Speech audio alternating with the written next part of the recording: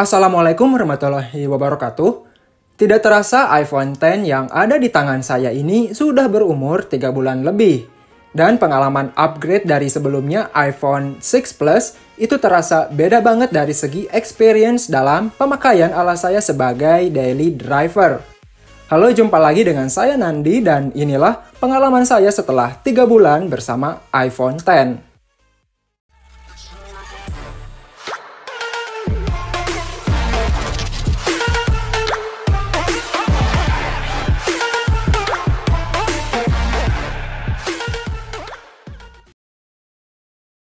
Hal yang paling mencolok bagi saya yaitu harus beradaptasi dengan layar iPhone X. Seperti yang kita tahu, desain layar baru ini membutuhkan penyesuaian dalam menggunakannya. Karena di seri iPhone X sampai iPhone 11 udah pakai gestur swipe up. Pada awalnya saya juga agak canggung juga sih pakai sistem swipe up seperti ini. Karena saya terbiasa pencet-pencet tombol home. Tapi selama 3 bulan akhirnya terbiasa juga menggunakan gestur ini. Malahan terasa simpel dan sangat cepat dalam berpindah dari aplikasi ke aplikasi lainnya, cukup di slide kiri atau kanan di bagian home bar ini.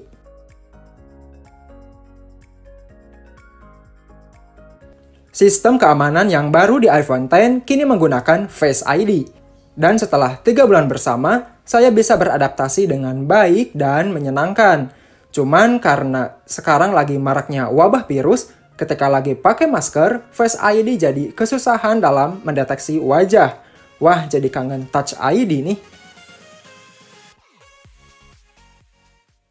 Tidak ketinggalan juga pengalaman dalam menatap layar iPhone X sekarang bagaikan langit dan bumi. Menggunakan panel OLED seluas 5,8 inci dengan kerepatan pixel 458 pixel per inch, itu terasa begitu nyaman dilihat berlama-lama. Apalagi dipakai buat nonton YouTube, sangat tajam dari segi warna dan pixel yang begitu padat. Oh ya, output audio di iPhone X sangat superior, menggunakan dual speaker stereo yang didukung Dolby Atmos. Sehingga suara yang dihasilkan tidak cempreng dan ada sedikit efek bass. Pokoknya asik lah. Masih di bagian display, bukan berarti layar retina jelek ya. Dan pengalaman saya setelah membandingkan layar jenis lain sudah pasti lebih unggul layar OLED. Jenis layar OLED ini punya kelebihan yang nggak dimiliki layar non-OLED. Yang saya ketahui, layar ini punya tone warna yang sangat hidup atau istilahnya gonjreng lah. Terus viewing angle-nya sangat luas dan tajam. Kemudian konsumsi baterainya juga sangat baik. Dalam artian layar ini penggunaan baterainya cukup irit lah. Ngomongin soal keawetan baterai, iPhone X dibekali 2716 mAh aja. Terlihat kecil sih, tapi pemakaian ala saya dirasa cukup awet dan efisien. Screen on time yang didapat mencapai kurang lebih 9 jaman dengan kondisi baterai health yang masih bagus. Pengisian baterainya pun tergolong cepat, karena udah support power delivery 15 watt.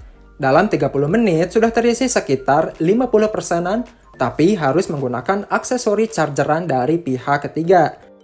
Kalau pengisian wireless ngisi baterainya nggak terlalu cepat sih, karena saat ini wireless charging maksimalnya di 10 watt aja.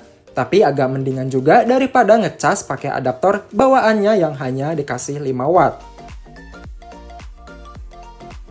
Oke, sekarang beralih ke bagian desain. Dari generasi iPhone X inilah mulai banyak perubahan. Mulai dari layar, bagian housing yang menggunakan bahan kaca, dan frame berbahan stainless steel. Feel ketika digenggam kerasa banget premiumnya dan pas sekali di genggaman. Walaupun jika dibandingkan dengan iPhone lama saya, iPhone 6 Plus, dimensi iPhone X ini dibuat lebih ringkas lagi. Padahal layar iPhone X ini 3 inci lebih besar dibanding iPhone 6 Plus. Sudah pasti alasannya tidak ada yang mengganggu karena bezel yang cukup tebal. Tapi ada sesuatu yang mengganjal bagi saya di bagian frame yang berbahan stainless steel ini, yaitu dia mudah sekali timbul baret halus. Entah kenapa di bagian frame atau rangkanya ini mudah sekali baret. Ya, meskipun baretnya kecil, tapi bagi saya ini menjadi tanda tanya. Selama menggunakan iPhone ini, saya selalu memakai soft case yang lembut. Sekarang beralih ke sektor kameranya. Walaupun masih menggunakan resolusi 12 megapiksel lensa wide dan 12 megapiksel telefoto, untuk hasilnya sudah cukup bagus. Buat kebutuhan posting di sosmed pun masih tergolong aman dan hasilnya juga memuaskan. Apalagi untuk bikin story Instagram, ya nggak patah-patah lah. Ya seperti ini hasil perekaman video dari kamera Instagram lewat iPhone X. Gimana hasilnya, patah-patah nggak?